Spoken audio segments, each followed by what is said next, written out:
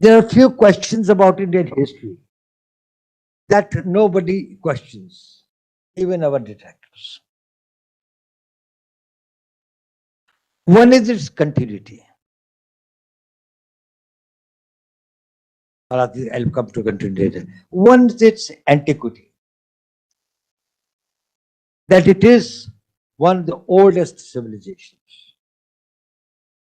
And probably the human life had evolved and society had perfected itself to a very high this thing. Now, who did it? Whether they were the original people or they came from outside, they may be biased about that. But they all concede that this is a very, very a civilization of antiquity. Second is that it is a continuity. That is, if it started 4,000 or 5,000 years before this thing, BC or this thing, it had been continuous till today. There is no disruption in that. So it was the continuity. And the third feature was it's a vast expanse. It was not a small hamlet that you find somewhere with a developed island or something like that. It is right from the river Oxus to probably Southeast Asia and others, where the footprints of the civilization were very visible. Now, the paradox is this, that when you think on this expanse of 6 or 8,000 years of the continuous history of in such a vast area, the narrative that has been brought is that probably the first chapter about Indian history in any of the Western this thing, it starts with Alexander. That Alexander was the first this thing as if he discovered India. And it was the victory of the West over the East. He conquered India. Actually, he only came to the border of India to Jhelum and then probably was not able to proceed further. And thereafter, that was the end of it. But the fact remains that the entire history of the Western history, you find when the history of India or the history of the West is narrated, this is about the history of Alexander. Now, Justice William Jones, who was in Calcutta High Court from 1746 to 1792, he had written, and he became a big Sanskrit scholar and he studied Sanskrit. He said that nowhere in any Sanskrit literature or Pali literature or Prakrit literature or the local dialects, I could find any mention of Alexander. There is no mention. Where there was a copious literature written by not only him, but also the subsequent Greek generals like Mandar, who later became Milan, and others, that there was no dispute. It was a non-event. It was a very small event of history where some raiders, the horsebacks came, probably wanted to plunder or come to this thing, then thereafter got the resistance, and thereafter they returned back. But you made such a big mountain of it, as if the world history has changed with Alexander the Great Conqueror. And thereafter they refined. Then it comes to the medieval ages. More to the distance of the Muslim distance and then the Mughal Empire. Anybody comes to Delhi and wants to visit the historical places or the tourist thing, well, he will find it will be the Taj Mahal, Lal, Red Fort, or Humayun Tomb, or any of these places. As if that is all what the history is all about. Why it happens? This is something for us to ponder. That why was it? We can have this thing that we didn't write our own history. Yes, that's one of the reasons. Why did it happen? One, of course, is the factor that there was a foreign domination. And this foreign domination of physical domination can be accomplished through your armies, through this thing. But for mental domination, it is necessary that they should have no sense of pride in their own history, in their past. Nations are members of a nationhood are those people who share a common sense of the history.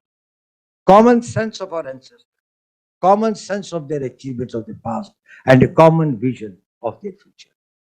All those who believe in that, they make one nation. People who have got a different sense of history, if my hero is your villain, you and I cannot make a nation. So, for the nationhood, not to develop the feeling of the nationhood that necessary, that the foreign domination was responsible to some extent. Then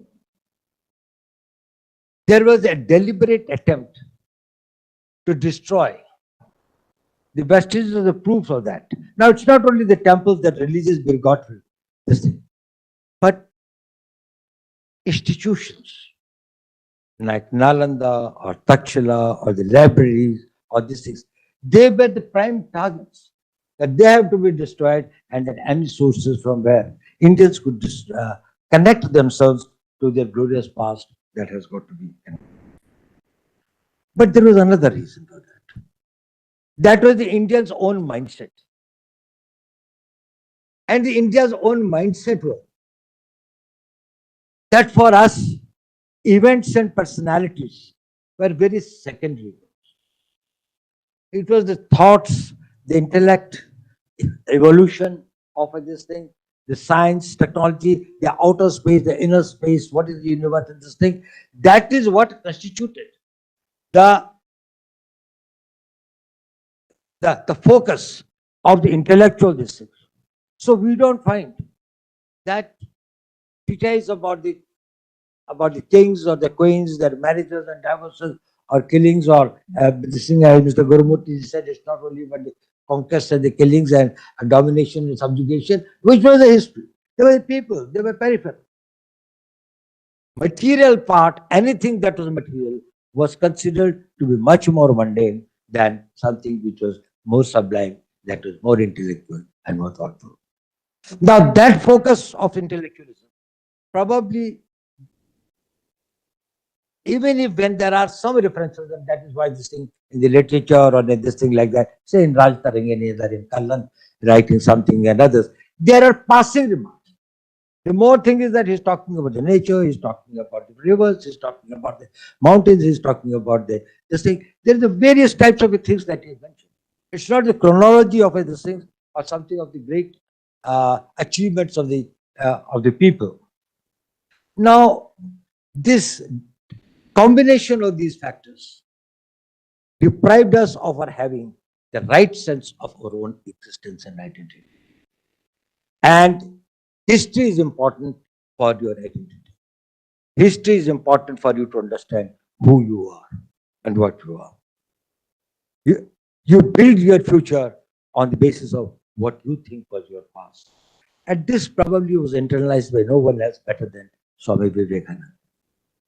When he was addressing the youth in Alwar, he said, I want the Indians to write their own history. But he emphasized, not that I want you to write a wrong history to build up the morale of the Indians. I want the right, correct, authentic, objective history. And that's what Professor Chakravarti also mentioned just now. That is when we started the project, we said, let it be totally authentic. We don't want to generate propaganda material. The foundations of such type of intellectualism does not have a long shelf life. If you want it to be this thing, let it be based on complete facts and on the basis of authentic historical or authentic scientific material that we can quote it. And that's why I said that any one of you who will have the opportunity to go through that, you will find that our scholars have done a great work in seeing that anything that they've quoted, any inferences that they have drawn is based on very solid scientific foundations. And not only in India, but now I find that more and more, even the foreign scholars who have written of late, there are many good districts in which they have said that about say, the fact that the earth is spherical and not a plane district. It's 2,400 years for the West to know and agree to that. They always doubted and they always thought that it was a very wrong mistake. Circumference of the earth or the distance of the earth from the sun, all these are now correct to more than 0.1% accuracy. How did they find it? And this is not something which is something that anybody is inventing. It is something which already existed but was not probably brought out. Partly these books are brought out, but now so the books have come out in the West also which have profoundly wrote about it. This is something that we call our history.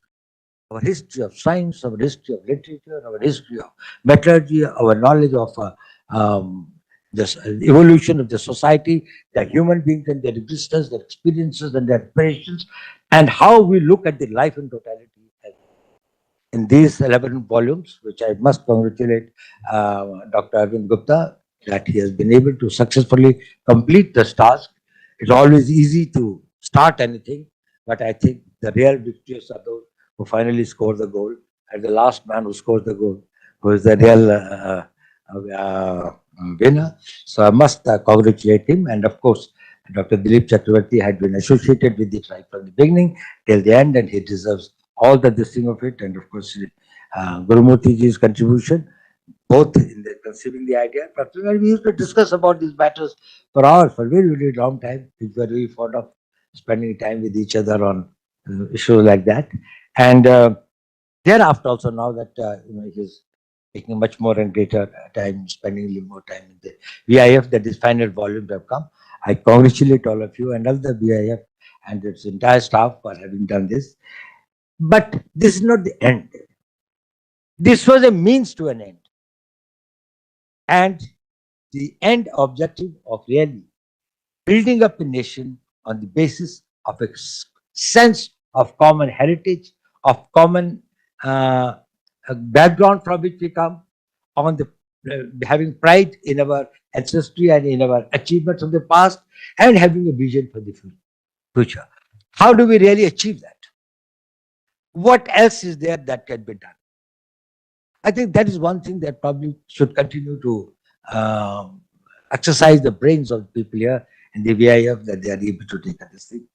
The second thing, which is which has been a little shortcoming of this project, has been that while a lot of material has been this thing, it could not be disseminated as much as we wanted it to. One of the reasons that it's too bulky. Second is it is very expensive. After building up these 11 volumes have costed us, it cost about 25,000 of this thing like that. Prime Minister Modi, when he was presented at this thing and when I told him about it, he was so delighted. He wanted to have it. It still finds a very place of prominence in his library and he's very fond of it. I often pick up a book and go through it. And he had an idea that, well, we should, to the all world libraries, we should donate it. I think that idea is still there. We probably will accomplish it sometime. That where the researchers are being done. So maybe in all the Western universities and also in the Eastern universities where various scholars are working on various things. Now, for example, the we are going to make this thing in Lothal, a museum of shipping and an international this thing of the shipping. Now there they want also some of the this thing from the original papers of this thing on these which are available. Similarly, there is a whole plan of making the museums of what used to be the North Block and South Block, and the secretaries moved from here. And in these museums, we have some dedicated this things. Now, for example, I tell you how the small things matter. We had some this is of the Buddhist type, and these relics of the Buddhist relics, we took them to wherever we take them, whether it is Sri Lanka or to Thailand or to Cambodia and others. They are the great district for India. India has got a huge number of them. We have preserved them, but we have probably not been able to leverage it. Now, I think last month and a month before that, for the last 2 months, we had been doing it, and in most of the Buddhist countries, you find that there is a great understanding and great need and desire to have this sort of exposure to the Indian thing. So I do hope that VIF will continue this great work that they have started and that they have been doing. And once again, my heartiest thanks and congratulations to Dr. Dilip Chakravarti, Dr. Arvind Gupta, Shri Makkalaji, and all the staff of the VIF, and particularly the research scholars who have done a splendid work. Thank you very much.